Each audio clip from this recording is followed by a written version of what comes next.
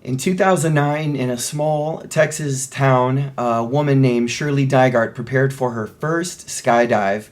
She was approaching her 54th birthday, and she'd asked her two grown sons, "What should I do?"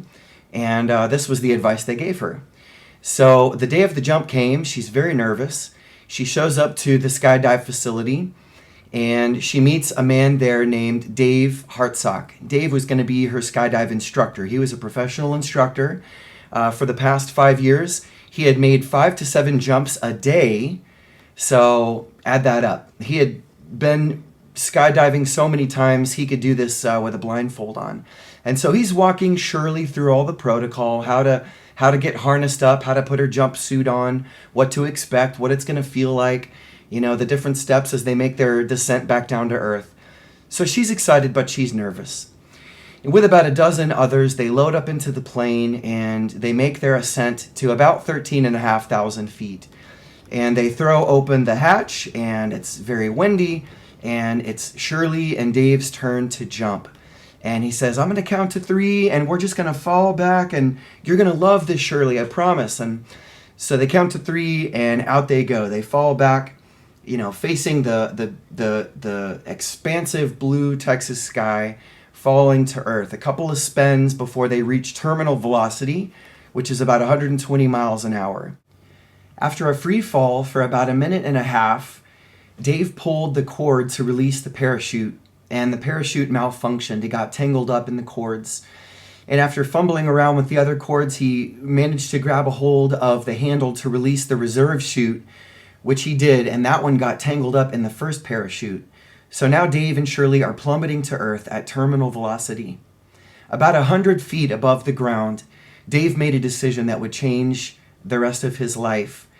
See, he was diving tandem with Shirley, and Shirley was beneath him, and if they would hit the ground that way, he was going to land on top of her.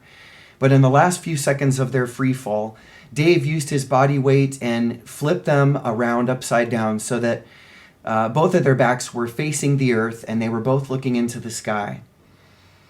To the horror of everyone watching, they hit the ground, and the paramedics came rushing over. Miraculously, both of them survived the fall. Shirley went to the hospital with some broken bones and a couple of ruptured organs, but after some minor surgery, she was going to make it okay. Dave, however, to this day, has lost the use of his arms and legs.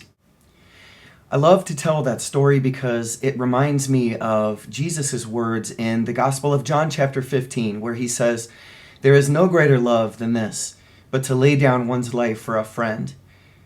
It also reminds me of Walsh University's mission. We strive to form students to be leaders in service to others. We hope that when our students graduate, they will be committed to living the rest of their lives in this way. What if you and I were to answer the call to be that kind of men and women for others? What if we were willing at a moment's notice to give of ourselves in service to others, even if it meant to lay down our lives for the good of someone else?